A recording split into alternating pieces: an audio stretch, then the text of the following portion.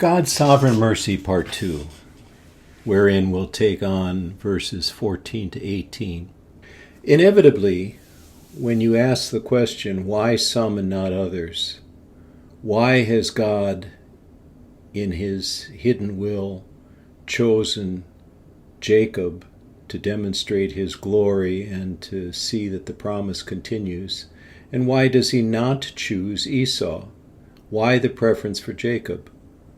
The answer always takes us back to mercy and to the fact that this is not a question that God answers.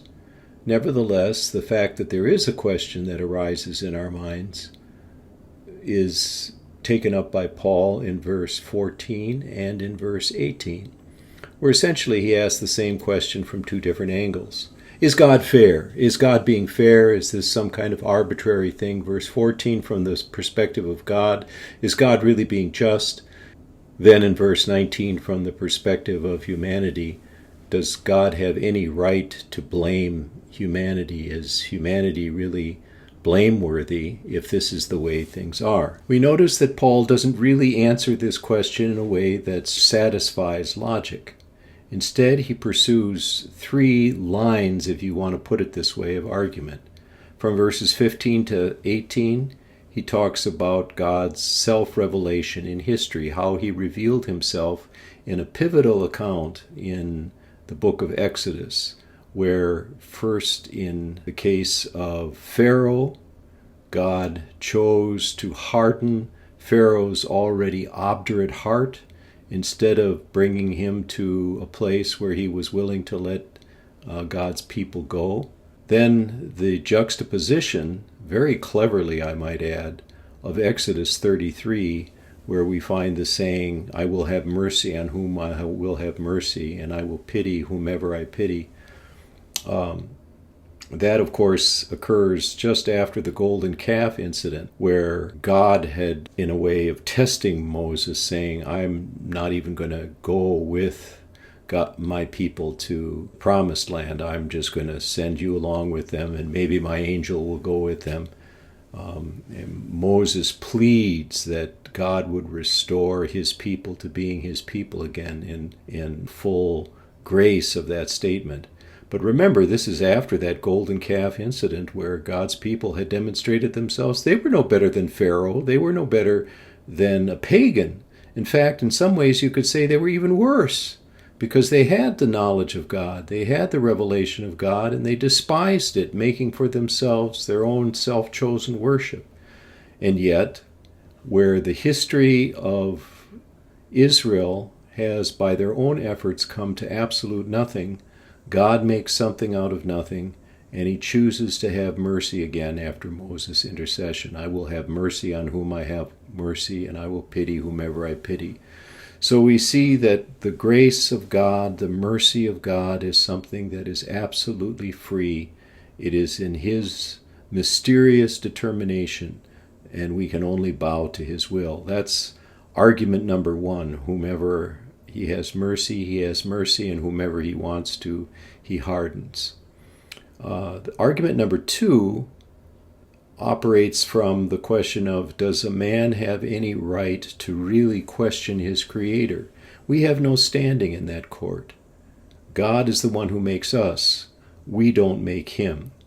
God is the one who makes decisions. We don't tell God what to do. And we don't even have the right or the standing to question his decisions. He has the absolute authority to act. But we will see, as Paul reveals, that he always acts in the interests of his mercy. So human responsibility may seem to be an empty notion, but God treats us as if we were responsible for the things we do, and in fact we are, and we feel it in our nature that we deserve nothing but his wrath and punishment. So the real question is not so much, why does God show mercy to some and not others? The real question is, why does God show mercy on anyone at all? That's line of argument number two, extending from 19 to 24. Then the final section, which we'll look at also in the next tape, in the next video, will be from 25 to 29. He cites from the Old Testament the proof of what he's saying from the prophet Isaiah and from the prophet Hosea. Isaiah, he makes the point that God had already predicted that only a remnant of physical, ethnic Israel would be saved.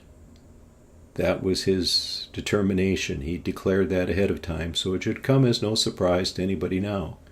But this also leaves room for the Gentiles to come in, which is his second point, where Paul quotes Hosea. Some might think of the lost 10 tribes, how he will nevertheless bring these wayward, faithless people who have become a prostitute to him, he will bring them back in mercy to himself.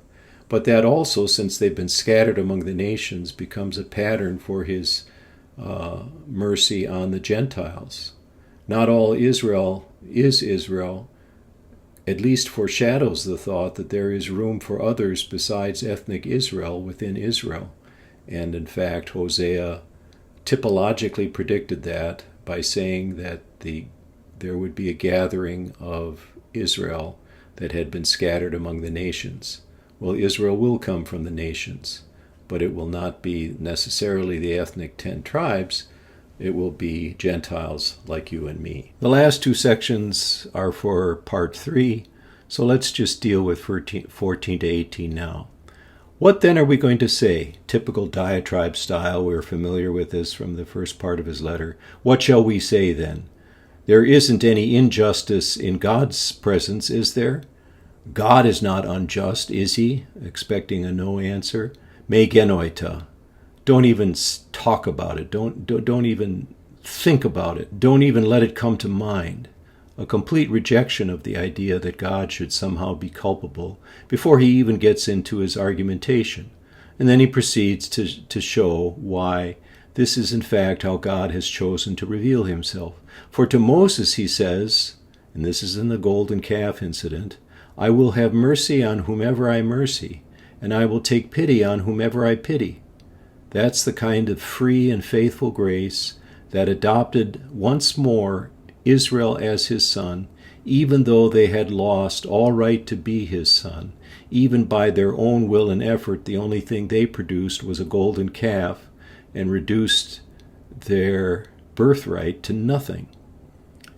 Araun. Therefore, let's draw a conclusion here. The mercy of God is not a matter of someone who wants to achieve it, nor to someone who does things to achieve it. The first part of the proverbial statement is a reference to human beings who strive with their will and their efforts. So thelo refers to the will, trecho refers to physical efforts like good works. Not of a human willing and striving does Elios, the God, the mercy of God arise. Rather, it arises from the mercy in God. It has no source but itself. God will have mercy on whomever he will have mercy.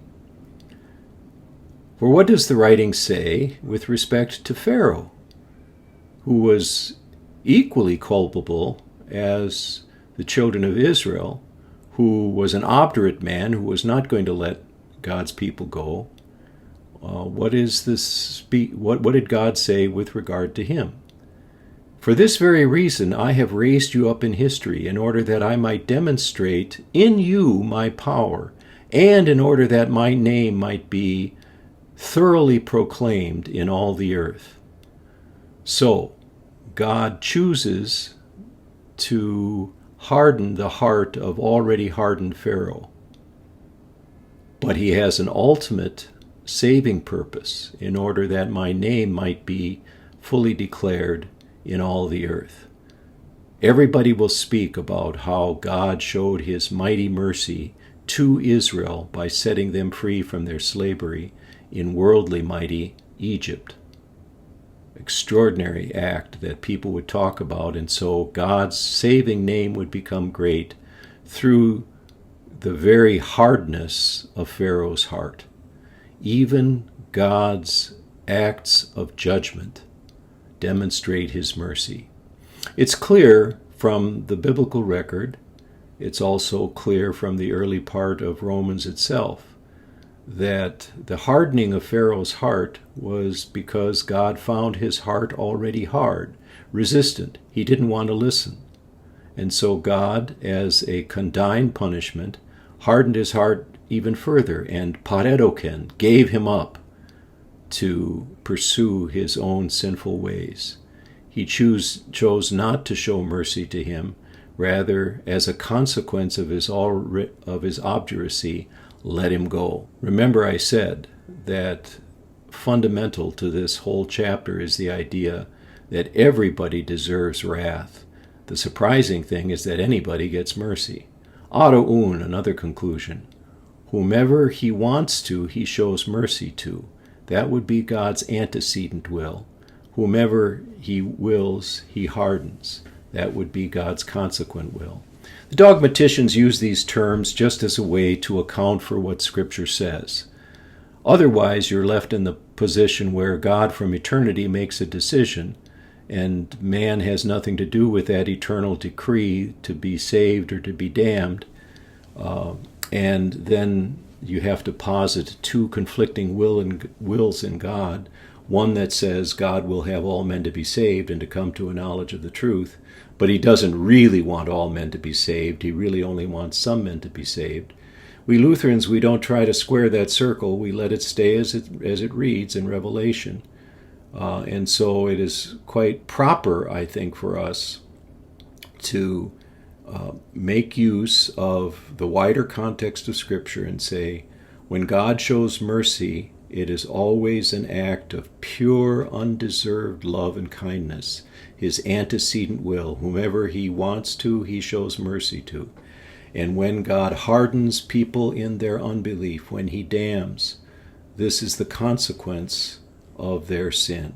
It follows on their sin. In other words, I don't think Paul is saying much more than what we have learned to say from Mark 16:16. Whoever believes and is baptized shall be saved. Whoever does not believe will be damned. You could paraphrase that statement in the following way. You could say, it is God's will to save everyone whom he has chosen to receive the gift of faith through baptism. And it is also God's will to damn those who reject the gospel in unbelief. That's just the way it is. We don't try to explain anything more deeply. We just bow at the sovereign mercy of our God. That'll be enough for this section, I believe.